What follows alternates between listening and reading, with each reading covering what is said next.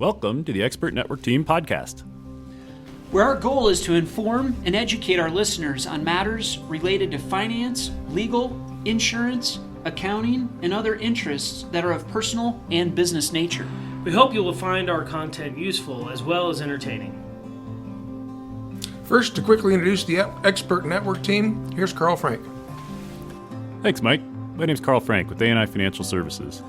We work with a small number of successful families to help you grow and protect your investments and choose how you want to be taxed. Now let me introduce Jeff Kromendijk. Thanks, Karl.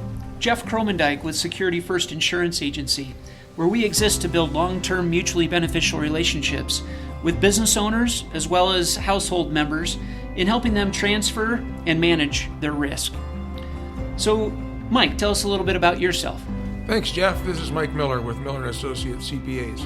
We're a small firm specializing working with small businesses and individuals to help them become tax compliant and tax efficient and help them prepare and manage their financial statements accordingly so they understand how their business is being run.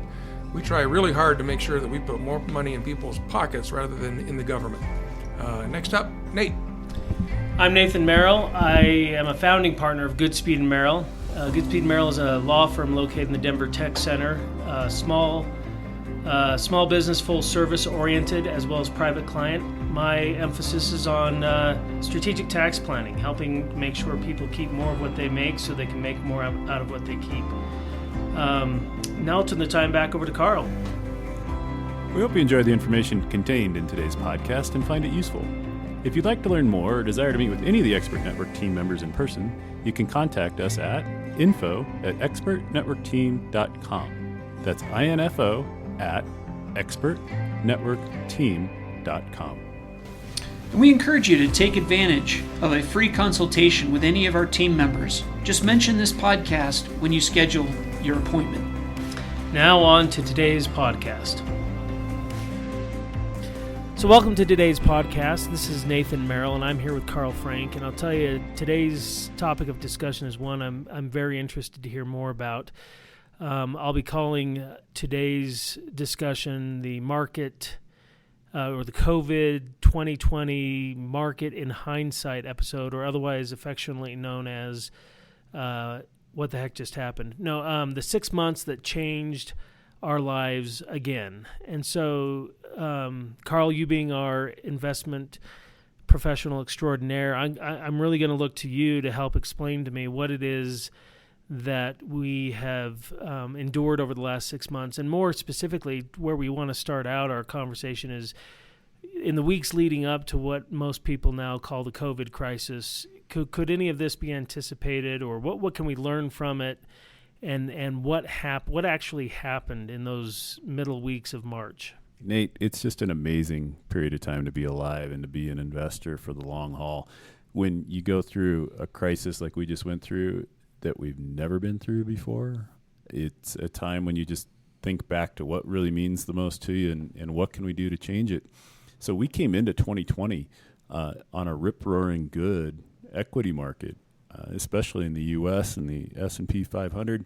Yeah, we were seeing amazing. The economy was humming. The economy looked good. The markets looked good, and things. And we just hit the brakes, or what? Yeah, generally things looked fantastic coming into the year, and the industries were changing, and people were nervous, and people are saying, well, we haven't had a bear market in a very long time, and we haven't had a recession in over a decade, and it just seems like it's too long, and then COVID came around coming into the same year, and the markets largely ignored it all through January and halfway through February. And then all of a sudden on February 19th, 2020, the market hit its all-time high.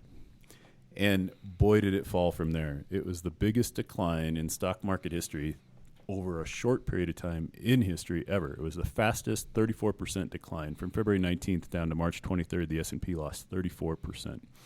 Holy cow. So the obvious question for me is, and this may really be an obvious question, why? Yeah, it was dramatic, wasn't it? And that's the thing that people want to always ascribe to the stock market is, why is it moving? What made people suddenly become so fearful?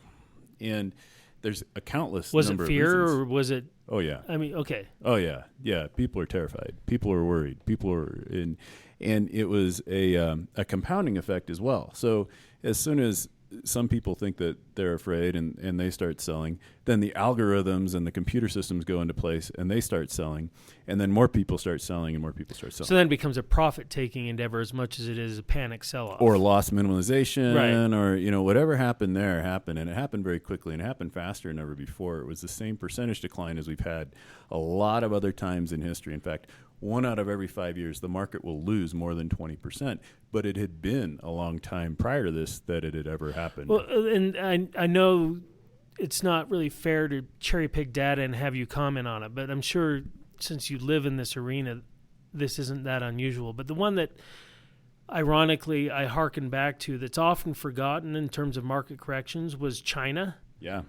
And was this anything like that? I mean, that one seemed to also be a very condensed time frame where we had a dramatic drop in a very short period of time, but then it was also a very quick recovery. I can't remember what time of year that was. That October-ish time frame? You'd have to remind me of which crisis you're talking about or which year. Well, there was a China one that happened Fairly recently? within the last 10 years or so. Yeah, there's been a number of crises, actually.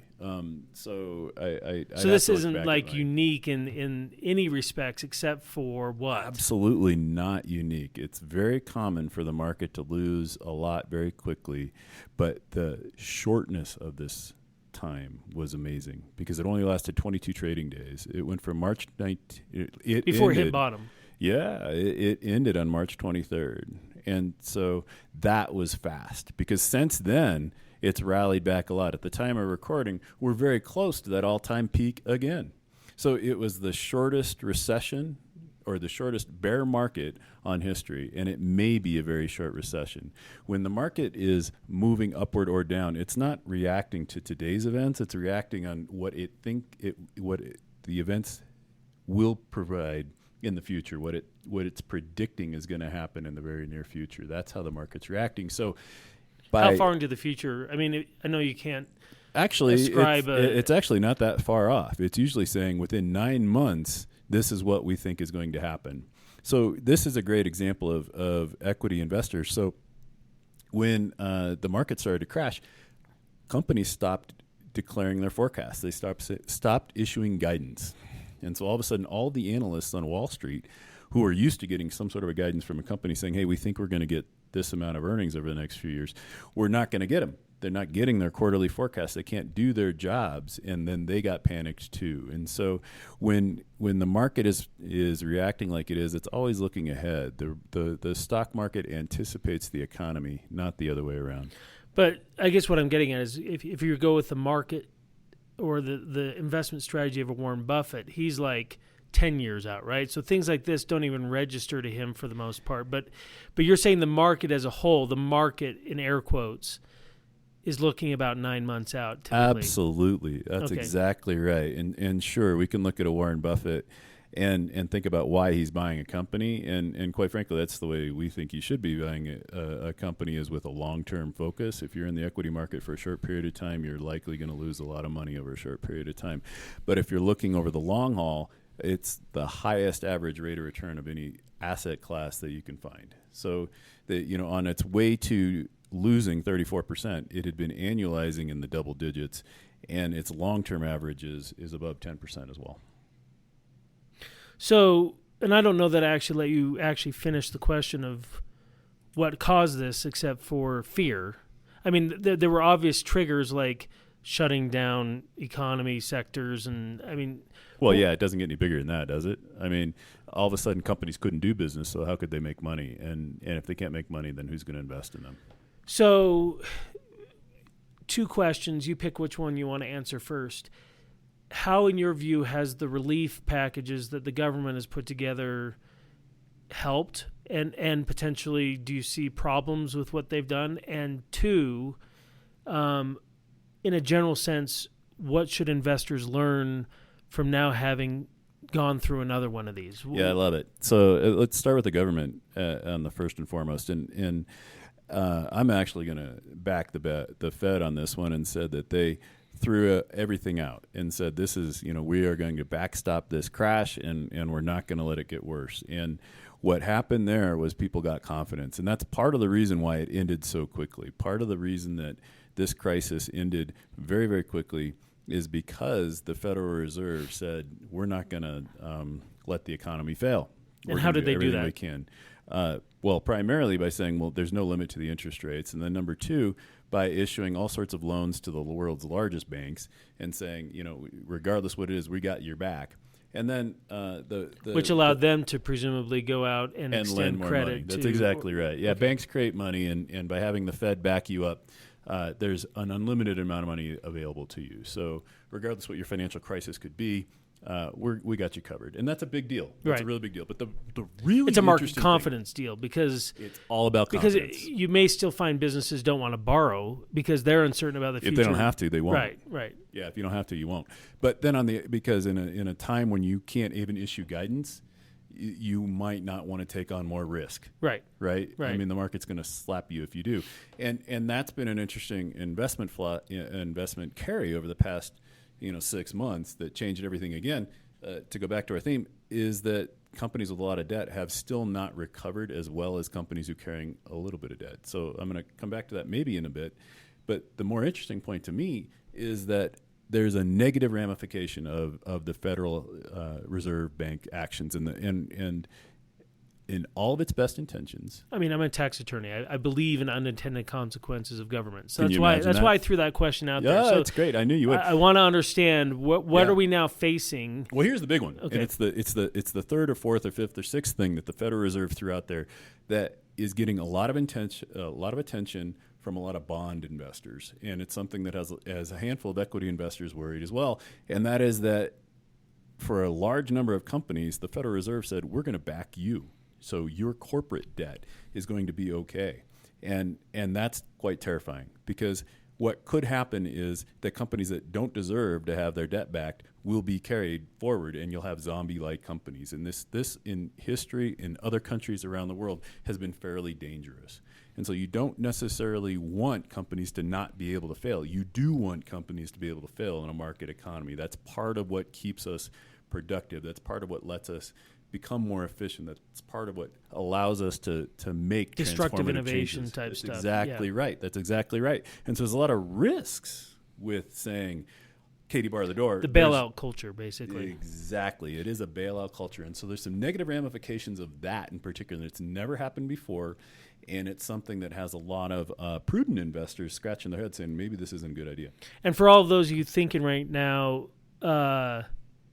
or your heads are about to explode, on the Expert Network Team podcast, we try to view these things like this in a fairly apolitical mindset. We're looking at the facts and trying to figure out where they lead. We're not trying to assess the rightness or wrongness of various political positions on this, because I certainly hold them, but I'm biting my tongue. So hopefully you'll bide with us as we do that. Just wanted to put that little disclaimer in there. And I think that's really important to understand because we're recording this in a political year, and political divisiveness in our country is very, very high right now, and to be honest with you, it's almost irrelevant. I mean, that's a very important thing for other parts of our lives, but when we're looking at investments and financial planning, we need to find a financial plan that will survive regardless of what politics are popular at the moment. Right. Period. That's all there is to it. And the Federal Reserve, in theory, is apolitical, even though they are essentially an extension of our federal government. The goal for that politically, for the corporate buyout in particular, the corporate bailout, if you will, was not a political move. This was purely to keep the economy moving. Katie bar the door. I mean, it doesn't matter what the political party of any of the people in. Yeah, I mean, supposedly the Fed's purpose is I don't know if it's full employment. I mean, that's sometimes how it's expressed. Right. Yeah. You maintain a certain level of employment and you maintain a certain level of inflation. Right. And if you don't do the employment, you haven't got anything else. So they said, forget about inflation. We're only going to be worried about unemployment. Oh, by the way, recent history has been we can't create inflation. It's been the opposite of that. We've kept interest rates at historic lows, and we haven't had inflation. And so there's a big mismatch, and we can have another podcast on this, in the future date about what is going on in economics right now that are causing the two big factors to not work the way they used to work in the past. Not to correlate. Because, full employment and what was the other thing? Inflation. We could go down a rabbit hole on that one, so I'm going to refrain. So what about the flip side of the coin? The other question I had is, so there's some positives, there's some risks here with the government action. Now looking back on it, what are some of the lessons that investors can learn from what we now know as to what's transpired? Well, diversification works, period. And you can't go into any sort of a long-term investment plan thinking that you know what the future is going to bring. So humility goes a long ways towards being successful. And, we've been in business a long time, 30 plus years at our firm. And I'll never forget that when we came out of the .com era, it was all about technology stocks and growth stocks. And this company or that company was doing an IPO and they were making so much money. And we had investors and other experts, quite frankly, all around us saying, well, who needs these old-fashioned companies? We're going to go all .com. And sure enough, lo and behold, 2000 comes around. And I have a feeling a lot of those people lost their shirts. Where us, purely by being accidentally accurate, we're a little bit more humble and said, we got to have a little bit of money over there and a little bit of money over here and a little bit of money over there and a handful of different strategies is what works over the long haul. Right now, the recent history has been huge technology companies. It rings a lot of bells in my mind, warning bells, that maybe you don't want to put all your eggs in that basket. Maybe you got to find someplace else to be. So, in what basket again? Other than large growth companies. So if you looked at the S&P 500 now, the four largest technology companies are 20% of that index, and there's 500 other companies in there. We're talking like Google's and Amazon. And you got it, Apple. The company names. Right? We've all heard of them. And those companies right there are huge, and they've done very, very well during this crisis. And the current short-term trend is that they will continue to do well. Software is eating the world. And that may continue, but we don't predict that. Right? You can't get that right on any long-term basis. So instead of that, just be a little bit humble and be thankful that you've got a little bit of money over there, but also be ready to put a little bit of money in other places. And a Warren Buffett-like style would be a great example of that. Right. So what I know of Warren Buffett, some of his investment strategy, he likes recession-proof things like, right. You always got to shave. So Gillette, there's Johnson companies Johnson, you understand that companies that you good cash flow got to buy regardless profit. Of whether you got money or not. They're not discretionary spending. They're what do you call it? Staples. Yeah, you got it. I mean, Diet Coke, that type of thing. So speaking of which, right, they happen to no be ads, no sponsorships on this podcast, but that being said, that's a different, completely different way to invest, and there are other ways as well. And if you have a handful of them, some of them will be right at certain times, other of them will be underperforming at certain times. But over the long haul, you're going to do much, much better. And all of these investments need to come back to your personal plan. That's what matters the most. Okay, so diversification works is one of the lessons. How did people learn that lesson? What's it, if I can rephrase the question? What error in decision-making or judgment did people make where they weren't letting their diversification work for them? Well, one of them would be to actually try and time it. So if you had thought that you could predict that February 19th would be the peak, you'd have been very lucky had you traded anywhere near that day, because the odds are very good that you would have sold much earlier than that, because it was much scarier earlier than the market peaked. So there's not going to be some Big Short movie coming out of this? Not that I know of. Okay. Right? And then on the other hand, it's still scary today, and we're way past the bottom of March 23rd. And so you wouldn't have timed it on the bottom either. So not timing is a huge part of it.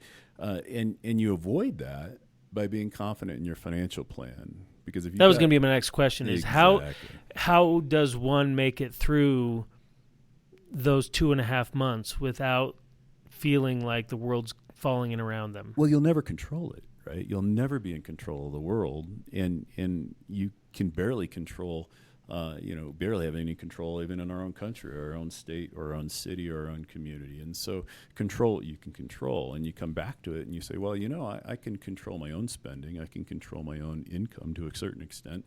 I can control my own financial plan. And so you come back to that and you say, well, when is it that I want to retire approximately? Or when is it that I want to quit the income stream that I've got now and change into a different lifestyle? How much am I going to spend at that point in time? How much do I have, and what's the gap?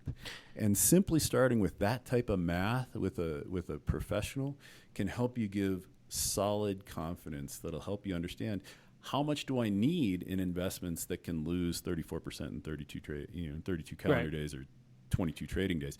I mean, how much do I need there? And quite frankly, if I get back as much as I've gotten back since March 23rd, how much do I care? Because if I'm not going to spend a whole lot of money over those few months that it's been since the market's bottom or peak, then maybe I can avoid it altogether and not pay any attention at all. Sometimes behavior has to change a little bit in situations like this. And my gosh. Say, well, maybe we're not buying this thing, this new car or that thing for another 6, 8, 12, 9 months until the market's got its head back again. Now I'm going to throw myself a little bit under the bus here as an example. And you tell me full candor and criticism if this is a right way to approach it, a wrong way, or composite. So I honestly, between your dates of February 19th and February or March 23rd, did not look at my accounts at all. Good idea, bad idea. Great idea. If I've got a good plan in place that matches my long-term objectives. Absolutely. Why bother to look? You would have gained nothing but stress from it. The less you look, the more likely you are to make more money. Okay, well, that's good. So let's break this down a little bit for listeners in various categories, because obviously when you talk about that type of planning, this type of a market obviously means very different things potentially. Maybe correct me if I'm wrong. For someone who's investing in their late 20s, 30s, someone in their mid-40s versus someone in their 60s. Yeah, what's your time frame? So, I mean, it's a great example. It's an easy one to think about. The 20-year-olds obviously have a much longer time frame than people in their 60s. So how should they approach a situation like this? So for them, it's a great buying opportunity. For all of us, anybody who's accumulating any sort of money on the side, this is a great buying opportunity. And one of the best ways to do that, again, is to be diverse and be humble and just make it a regular process. So every week, maybe a little bit, maybe every 2 weeks with every paycheck, or once a month, or whatever the schedule is. Take, for example, if you invest every 2 weeks, you'll always be 1 week from the bottom. So you might have accidentally had your paycheck arrive on March 23rd and exactly hit the bottom. But if you're doing it every 2 weeks, the worst case would have been a week early or a week after that, right? And the odds are you're within a week either way. So the people who are putting in a little bit of money all the time are the people who are timing it perfectly. Now, take it on the what other do they call side. that, dollar cost averaging? Yeah, that's the fancy Nancy phrase, and that's a great phrase. And then on the other hand, the people in their 60s, 70s, 80s, whatever the age may be, maybe they're not contributing any more money, right? But on the other hand, if they're pulling out a little bit of money, they'll have the same experience, always being a week within the bottom or a week within the top. And if things really got dramatic and they really needed to have a conversation, they could change where they're pulling their money from. And that's where it's great to have a financial advisor to talk to, because there can be a lot of financial planning opportunities for folks where maybe you don't have to pull it from equity markets. Maybe you're doing something completely different to provide yourself an income. Okay. Does that make sense? Absolutely. And then on the other hand, I'm going to give you an example and say, well, here's an 80-year-old who has a 100-year life expectancy. He's planning for another 100 years and he's already 80 years. And how could that be? And that's because this person is planning on a legacy. He knows that the money will outlive him. He could die next year, but the money will still be there. And he's going to work with a professional like yourself and the rest of our expert team in order to provide for his legacy so that he can have an estate, so that he can have the money go in alignment with his goals and his values and his relationships. Absolutely. With that, we're going to break here real quick to have a short introduction to one of our expert network team members. And then when we rejoin, I have a couple of other random questions for Karl, and we'll finish off.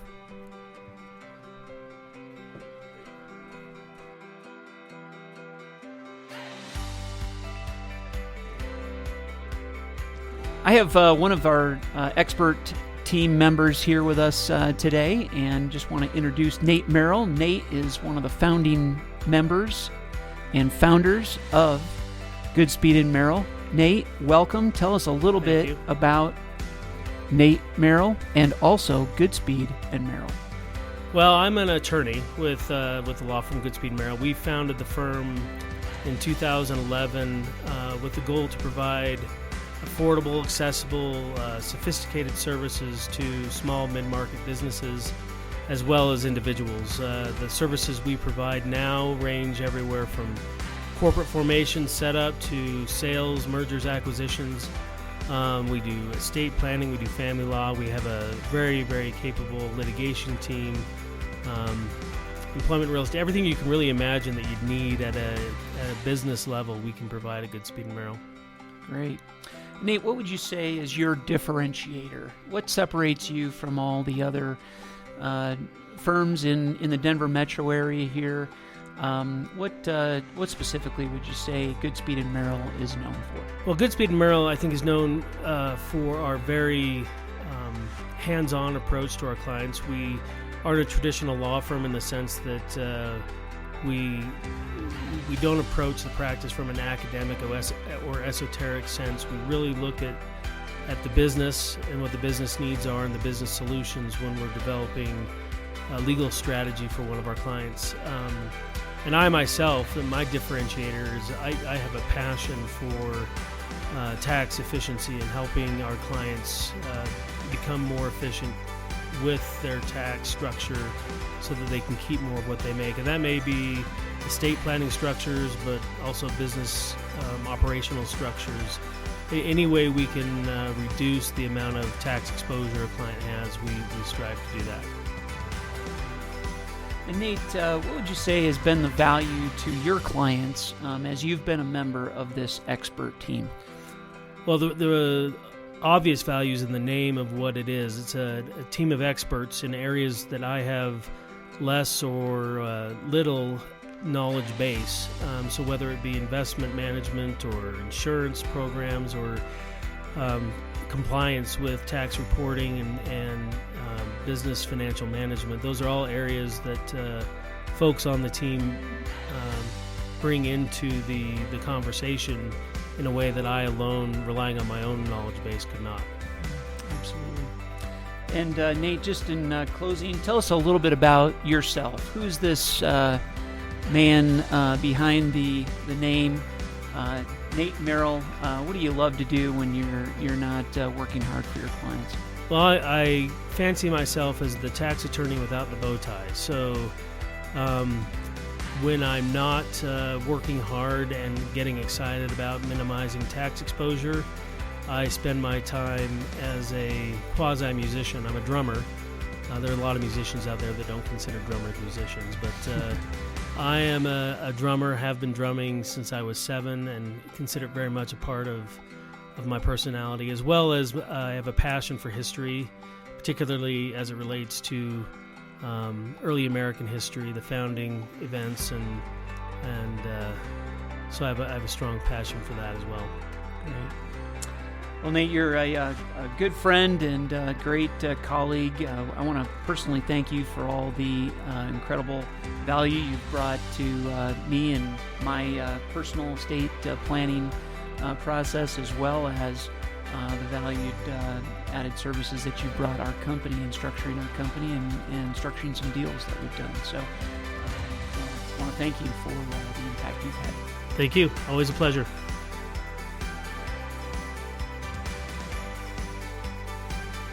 All right, rejoining Karl Frank here. We're talking about the 2020 COVID economy and the 6 months that changed our lives. And just a couple wrap-up questions here at the tail end of this podcast. Karl, I'm curious if there were some sectors of our economy or some sectors of the market. I know those are technically two different things, but maybe they interrelate. Maybe you can speak to them both. Were some sectors, industries hit differently than others, and in what ways and what kind of recovery can we anticipate from positively affected sectors versus those that are negative? Like, for example, I know this isn't, I don't know that they're particularly a traded stock, but I heard the other day, anecdotally, 24-hour fitnesses are shutting down. Holy cow. Theaters are being hurt. I mean, there's obvious sectors of the economy. I don't know how restaurant stocks are doing, but so just to give you some food for thought there. Yeah, the answer's not good.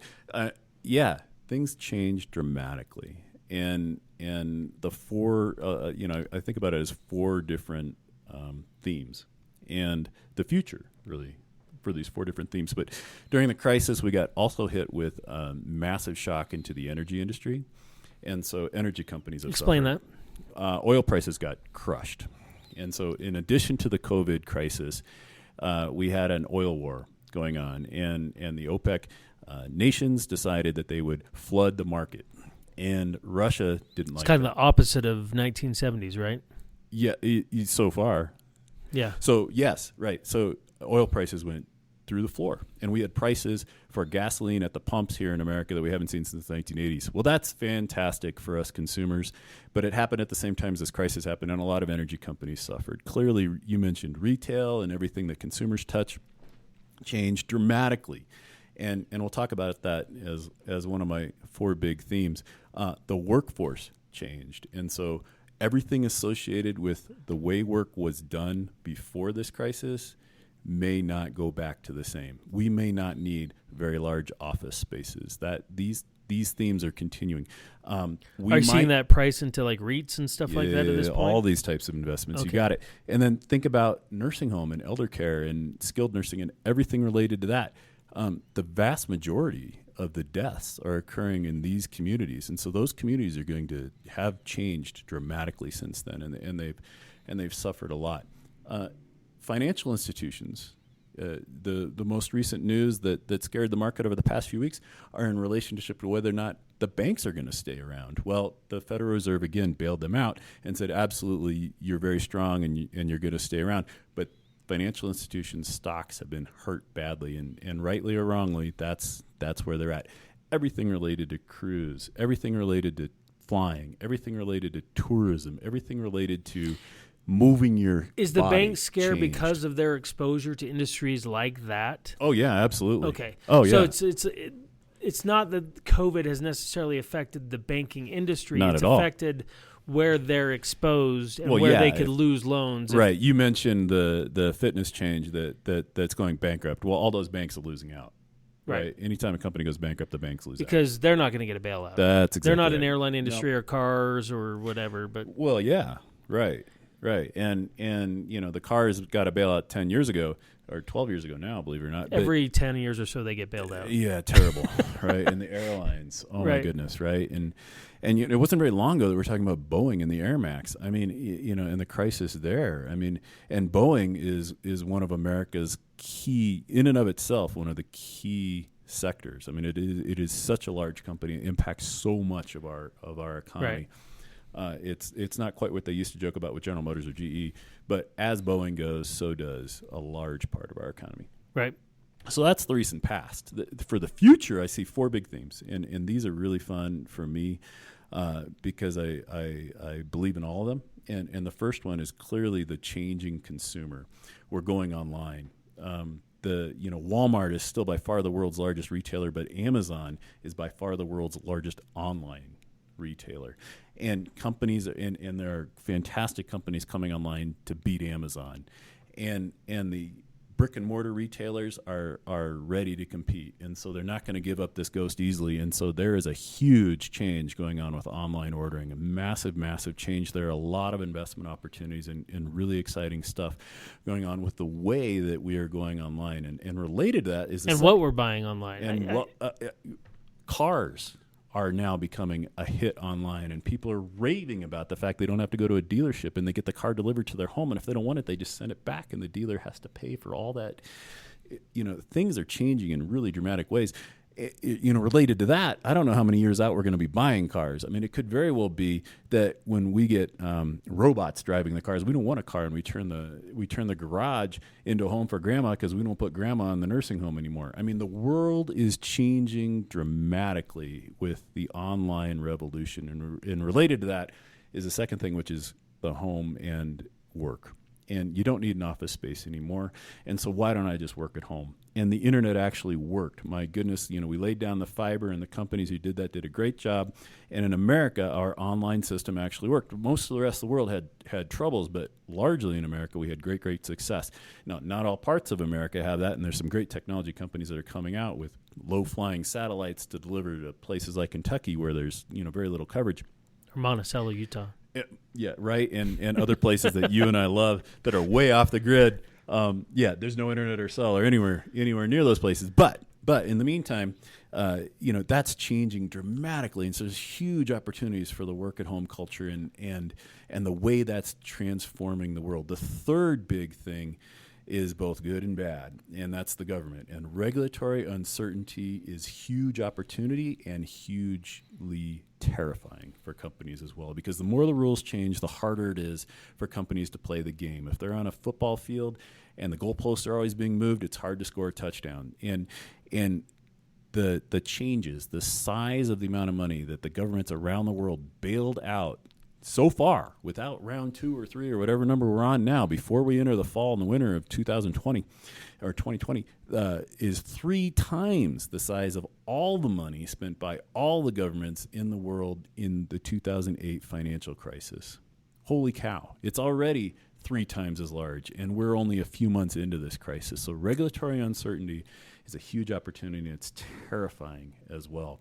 And the fourth thing that's by far the most important, and it's the one where all the news is and where all the emotion is as well, and that is what is going to happen with COVID-19. And there's fantastic business opportunities here, and there are more than 180 companies around the world working on therapeutics and working on vaccines. And more than one of them will get it right. And what country gets it right first will be a huge winner. And what company in that country gets it right may be a huge winner. They're not necessarily the same thing. So be careful when you're making these investments. Be humble and be diverse, and realize that everybody uses Bayer, but aspirin isn't. And aspirin might be used by everybody, but that doesn't make Bayer the best company in the world to invest in, right? Right. That oftentimes you'll make more money by selling spam than you would by making the highest price steak. And it's the same type of thing with the vaccine, that if everybody is going to go buy this, that doesn't mean that company is going to be in and of itself the wealthiest company in the world. That's not exactly the case. And here in our country right now, with the crisis over healthcare and the cost of some drugs that people need to use, clearly some of the drugs that only a handful of people use, but they're charging a crazy amount of money to buy, can be very, very profitable. Well, so these 4 themes, I think, are going to change the world. And not that this affects...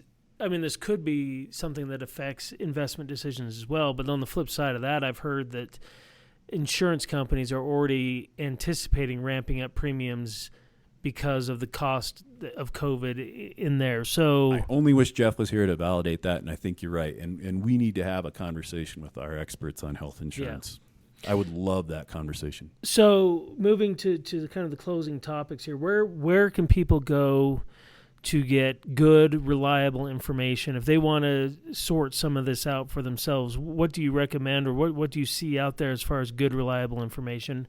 And second question, so I don't have to interject, you can just free form between these two, where can people go to get information that may be more consumer-friendly, easy to digest? Because information has various gradients in terms of usefulness depending on your personal aptitude. I love it. So at the highest level, the WHO, right? And you can start at the world level, and they at least produce the data. And at the national level, the CDC, right? And they at least produce the data. And at the state level, in Colorado, state of Colorado, and this is data related to investments, or you're just talking data about related code? to the virus. Okay. Data related to the virus. And then on a more practical basis, for in-depth info, we love McKinsey & Company and the research they're providing. And so if you Google or search for McKinsey & Company COVID-19, you'll get some great... And who's McKinsey & Company? They're a fantastic worldwide research organization, and they're giving away a lot of in-depth information for free. during the Their COVID-19. typical clients are like the Fortune 500, government, Fortune 100, Fortune 10. Okay. I mean, we're talking $1 million contracts, $1 million a month or more. Boeing, in other words. Yeah, Boeing or more. Right. Yeah. And so they're very high level, and that's very in depth. And we provide that free of charge to our clients. Make it really easy for them and sift through all that stuff. So that's on your website on the link. Is. Okay, that's exactly right. So you'll see that on my website. You see it on the blog, and we post every week. And what's your website? Assetsandincome.com. All right. Yeah.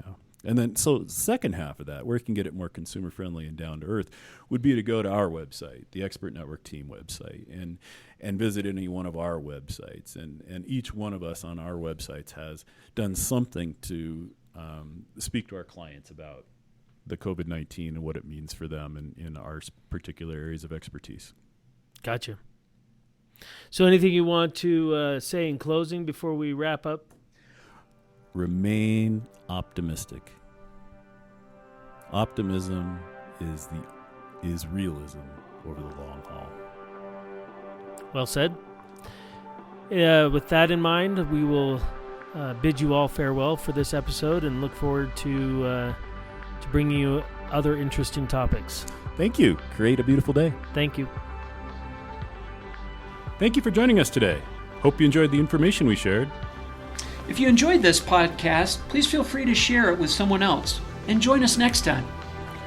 If you want to meet with a member of the team, please contact us at info@expertnetworkteam.com. That's info@expertnetworkteam.com.